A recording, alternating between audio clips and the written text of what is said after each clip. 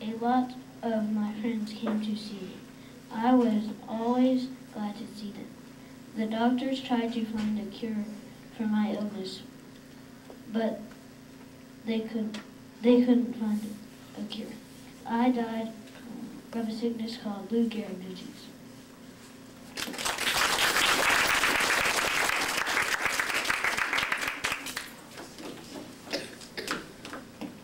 Hi, I am Thomas Jefferson. I was born on April 13, 1743 in the colony of Virginia. I had two older sisters named Jane and Mary. I grew up in a simple four-bedroom house in the Virginia colony in the area called Piedmont. It was just east of the Blue Ridge Mountains. The most important crop in Virginia was tobacco.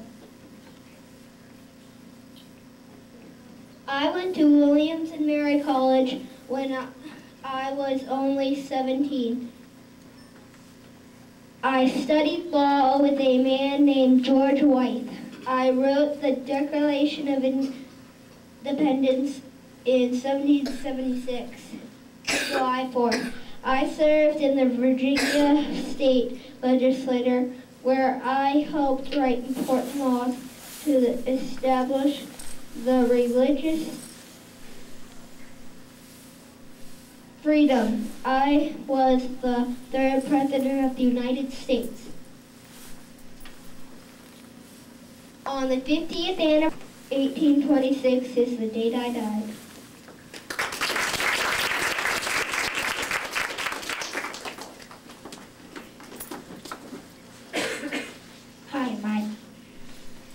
Hi, my name is Michael Jordan. I played for the Chicago Bulls. I was born on February 17, 1963 in Brooklyn, New York, and grew up on Wilmington, North Carolina. I was an exciting basketball player. I smile and jump pretty high. I had two sisters. Their names are Delores and Rosalind, and two brothers, Larry and James.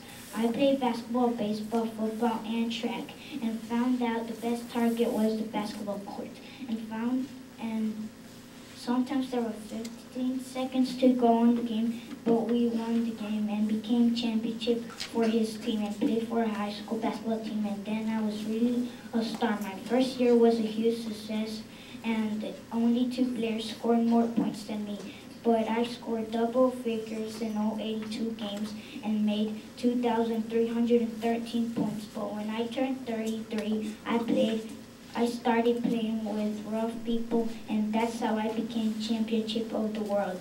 And I am still playing basketball with 50 years old. Now I made 100,000 points.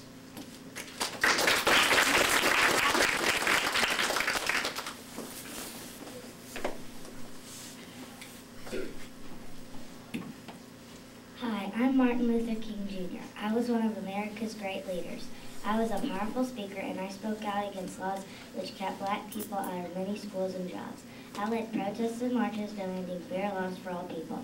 I was born on January 15, 1929 in Atlanta, Georgia. My father was a pastor, and my mother had been a teacher. When I was young, I liked to play baseball, football, and basketball. I also liked to ride my bicycle and liked to sing at my father's church. In Atlanta, where I lived, there were signs that said white only. Black people were not allowed in some parks, schools, hotels, restaurants, and even schools. I learned to read before I was old enough to start school. I liked to read books about black leaders. I was a good student.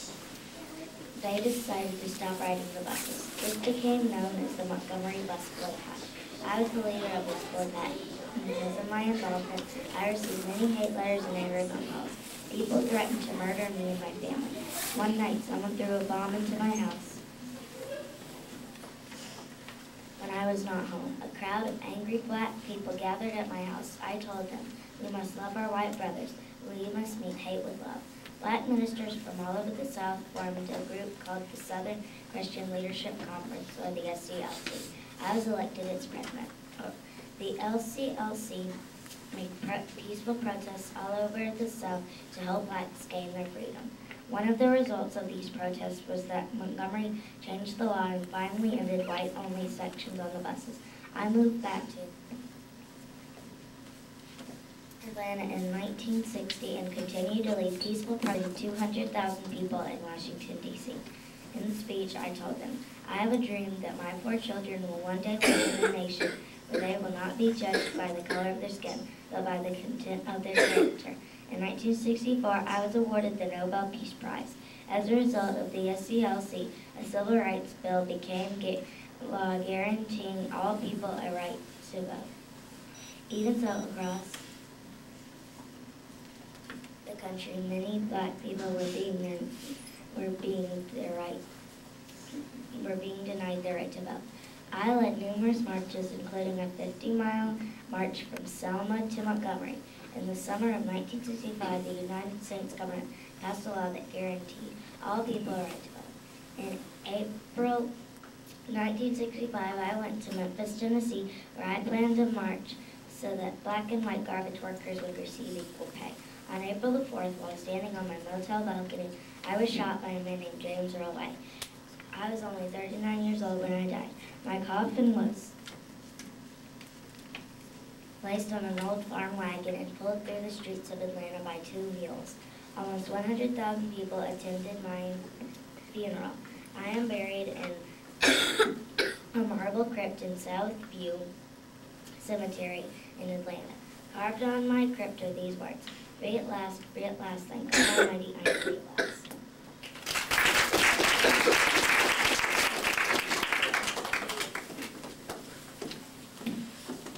Hi, my name is George Herman Ruth, but you can just call me Babe Ruth. I am one of the greatest baseball players in the world. I was born on February 6, 1895. When I was a kid, I did not go to school. I either stayed at home or went to the salon. My parents were poor and worked there. There was a fight and somebody called the police and said that I was there all day.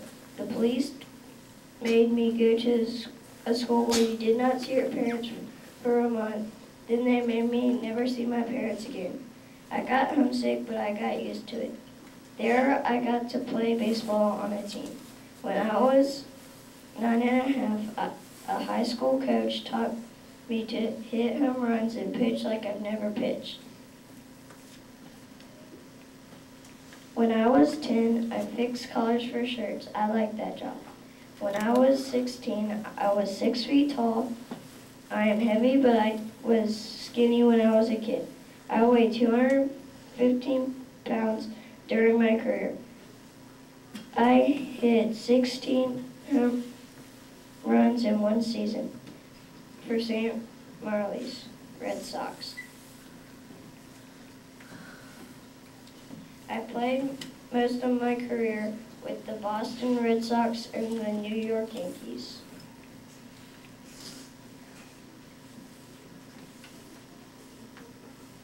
I made a record for 60 home runs. Roger Maris hit 61 that same year. When I was 40, I hit 8 people in and 1 home run that went 600 feet over the center field fence.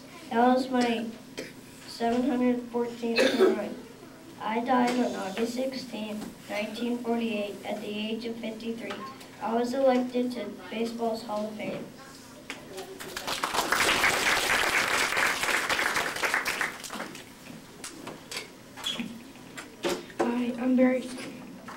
Hi, I'm Barry Sanders. One day I was playing the Atlanta Falcons and only needed 10 more yards to win the NFL's rushing title. A year later, I won the NFL's rushing title. One of my biggest fans was Walter Payton, the NFL's all-time leading rusher. I am a very quiet guy. I didn't like to talk about myself.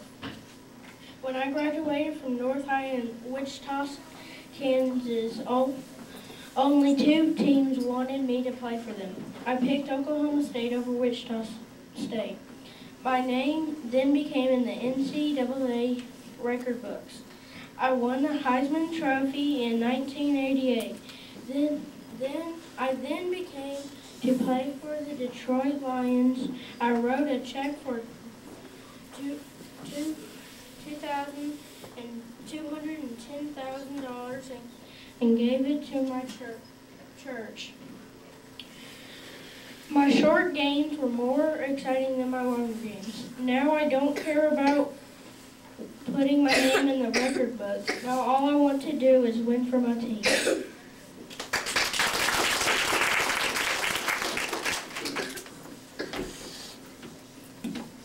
My name is Frank Thomas. I was born on May 27, 1968 in Columbus, Georgia. I had a little sister that died from leukemia. Her name was Pamela. I started playing sports when I was 13 years old. I went to Columbus High School where I was named All-State Baseball Player. I joined Auburn's baseball team in 1987. In 1990, I joined the White Sox. In 1993 and 1994, I was American League's most valuable player. I also started the Frank Thomas Charitable Foundation, which helps children in need. I charge $1 for every autograph. I send the money to the Leukemia Society in memory of my sister.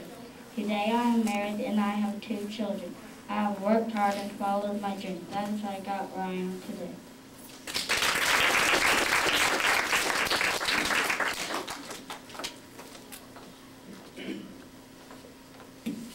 I am Laura Ingalls Hogg.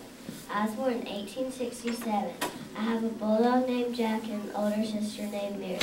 On my 7th birthday, Pa, Mom, Mary, Jack, Carrie, and I left to go to the prairies of Minnesota. Pa found a new farm along Plum Creek near a little town in Walnut Grove. Mary and I went to school in Walnut Grove. We moved to a hotel named Burr Oak. When Mary and I are not in school, we wash the dishes that the customers ate off of.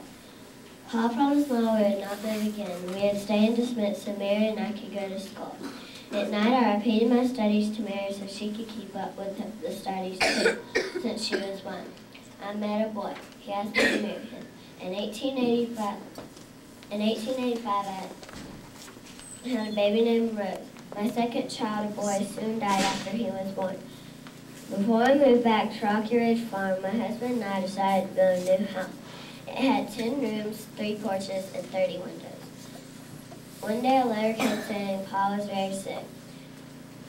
I immediately traveled back to DeSmit by train and was with him when he died. After farming for 30 years, my husband and I decided to rest. We hired another farmer to raise our crops and look after our animals. Then in our bright blue car, we took trips near and far. On one trip, we traveled back to DeSmit over the same roads we traveled so many years before in a horse-drawn wagon. Ma and Mary died, but I still visited Carrie and Grace. I am now past 60. I started my Little House on the Prairie book.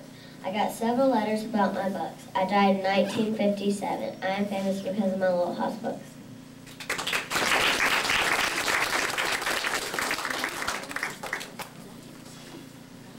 I am Harriet Tubman at 300 Slice Street.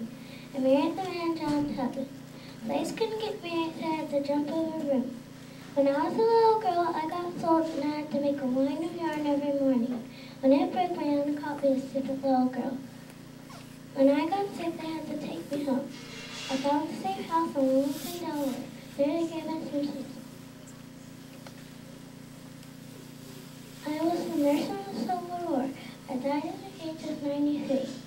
I had at least 19 trips south.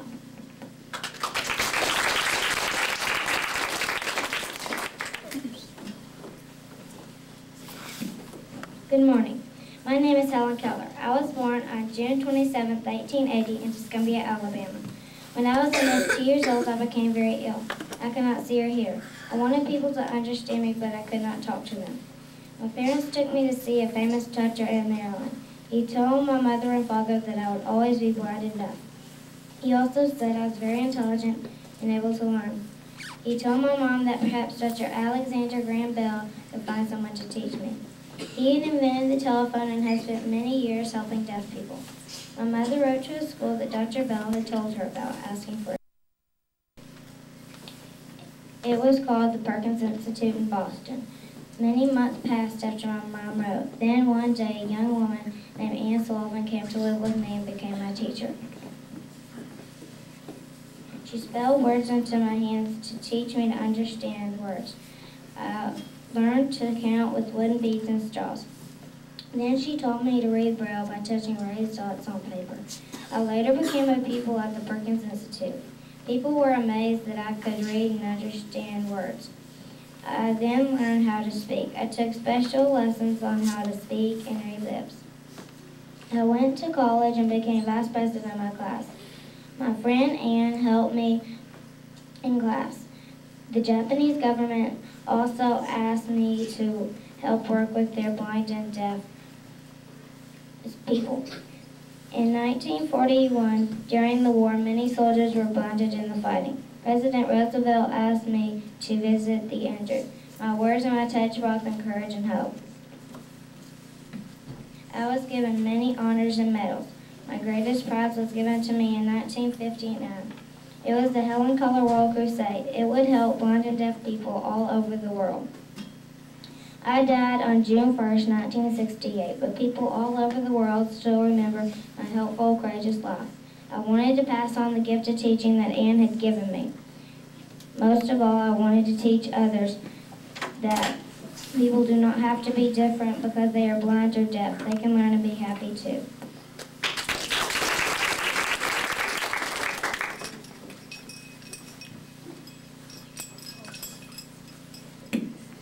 I was born on September 12, 1913. I live on a small farm in Oakville, Alabama. My name is James Cleveland, but you can call me JC. My grandparents were slaves. My parents are sharecroppers. They farm on another man's land and share a little food. Their names are Henry and Mary Emma. I describe my house as wooden planks sewn together. I was skinny and sick a lot, normally something that we call devil's cold. No one had money for a doctor and medicine, so my mother wrapped me in a blanket and put me by the fire. A big lump was on my leg when I was younger. My mother cut it open with a hot knife. Later I said that's when I learned the meaning of pain. When I was your age, I moved to where my mother called a better life. We moved to Cleveland, Ohio.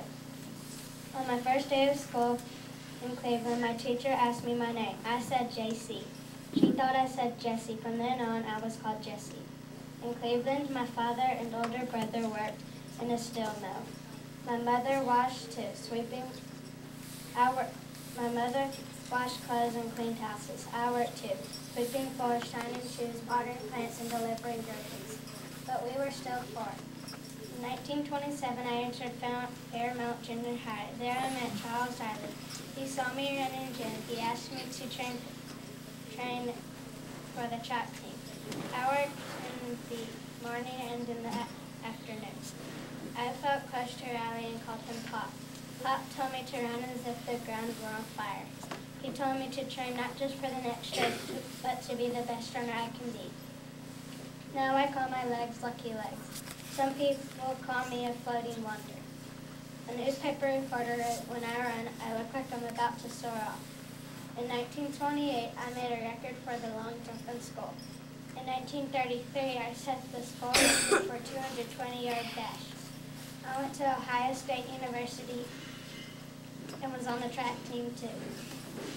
On May 25, 1935 was the day I call the greatest day in track history.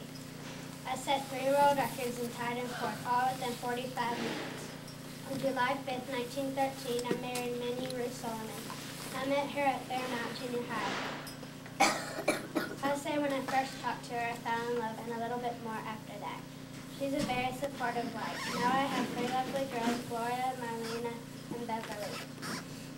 In 1936, I went to Bremen, Germany for the Olympics. Adolf Hitler, he was the German Nazi at the time. Native Germans were in a master race that blacks and Jews were inferior. But I and other athletes proved him wrong. I won 4 gold medals and was the hero of the 1936 Olympics. I tied the Olympic record 10.3 seconds for the 100-meter race. I set a new world record for the 200-meter of 20.7 seconds around a curve. I was on the team to set a record for the 400-meter relays. I set a new world record for the long jump of 26 feet, 5.5/16 of an inch. In other words, 8.6 meters. One reporter wrote, he seemed to be jumping clear of Germany. Luke Long, the popular jumper, came in second. He He came to shake my hand, the picture of a black American and a white German out of all the prejudice. There was a parade in Cleveland to welcome me home. In New York, I rode at the front of the ticker tape parade of the entire Olympic team, but there was so prejudice. Later, I said I couldn't ride in front of the bus. I couldn't live where I wanted. Later, I worked as a playground director. I made speeches, appeared on radio programs, and led a band of black musicians. I started a dry cleaners, but it ran out of business a year later. I kept on running to an exhibition races versing baseball players, cars, motorcycles, dogs, and horses.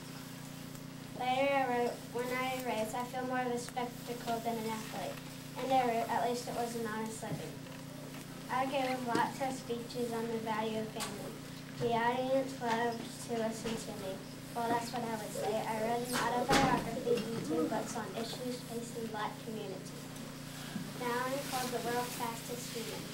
I won lots of awards. In 1950, I was named the all-time track and field athlete by the Associated Press. In 1976, President Gerald R. Ford gave me a medal for freedom. In 1979, President Jimmy Carter gave me the Living Legends Award. I died from lung cancer. I died on March 31st, 1980 in Tucson, Arizona.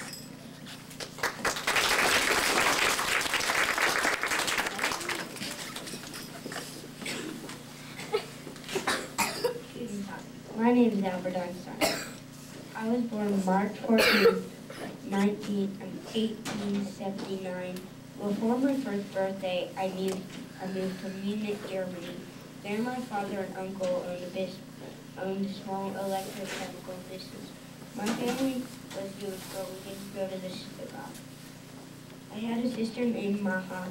My father's name was Herman. My mother's name was Pauline. My mother loved books and music. She encouraged me to play the violin. I soon found that the violin was a pleasure to me. My sister and I loved to go to the country. I was 9 before I was speaking smoothly. When my uncle told me about algebra, I wanted to study it more when I was older. I thought my school was too strict. When I was 15, I moved to Milan, Italy to finish my school studies in Germany.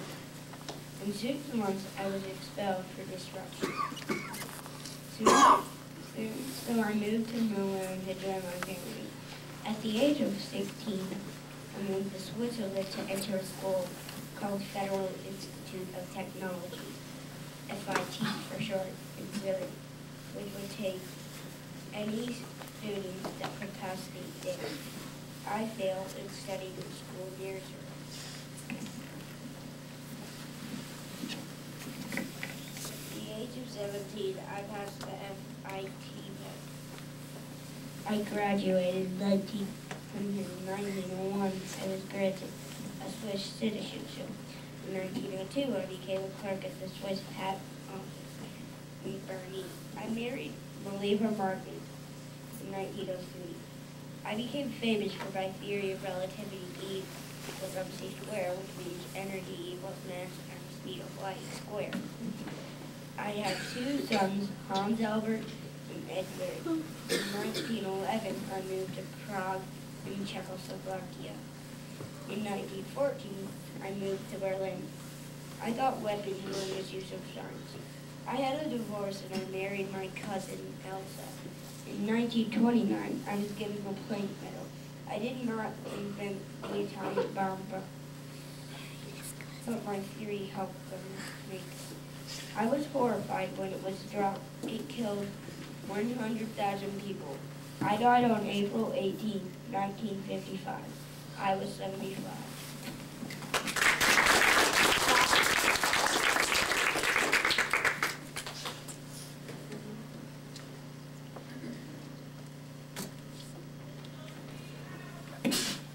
Hi, I'm Beverly Cleary. I was born on April 12, 1916 in McMinnville, Oregon. When I was 6, I moved to Portland. In first grade, there were 3 reading groups. Bluebirds the best, redbirds average, and blackbirds the worst. I was blackbird, the only one, and the reason was every time my teacher gave me a book to read, it was boring, so I didn't try to read it. Then one day in 3rd grade, I found a book that was interesting. It was called The Dutch Twins. I read it. I was so excited. I said I wanted to be a writer when I grew up. So in college, my mom said I should get a job first. So I became a librarian. In 1940, I married Clarence T. Cleary. In my new house, I found a pencil and a paper. I said I would write a book. That book was called Henry Huggins. Here are some of my award-winning books. Ramona and Her Mother, Ramona and Her Father, and Ramona Quimby, aged 8. My goal is to make my books fun and fun for children to read, and I think I reached my goal.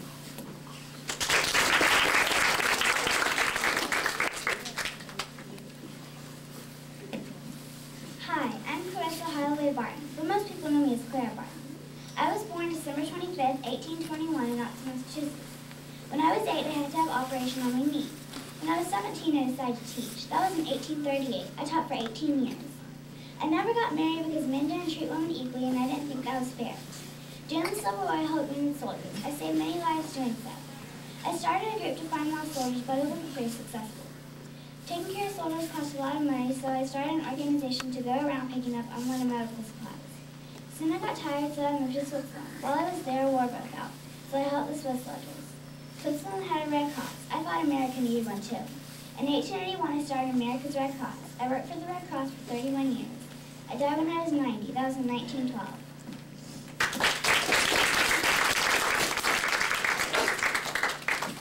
I'm Jonathan Bobo. I was Tiger Woods. I'm Laura Clayton. I was Martin Luther King Jr. I'm George London. I was Babe Ruth. I'm Luke English and I was Virgin. I'm Taylor Francis. I was Margaret Murphy, and I was Martin Luther. I'm Courtney Madison. I was here at Tubman. I'm Victoria Martin. I was Helen Keller. I'm Keelan Drake and I was Jesse Adams. I'm Luca Bost, and I was Albert Einstein. I'm Harley Stanton and I was Beverly. I'm Jennifer, and I was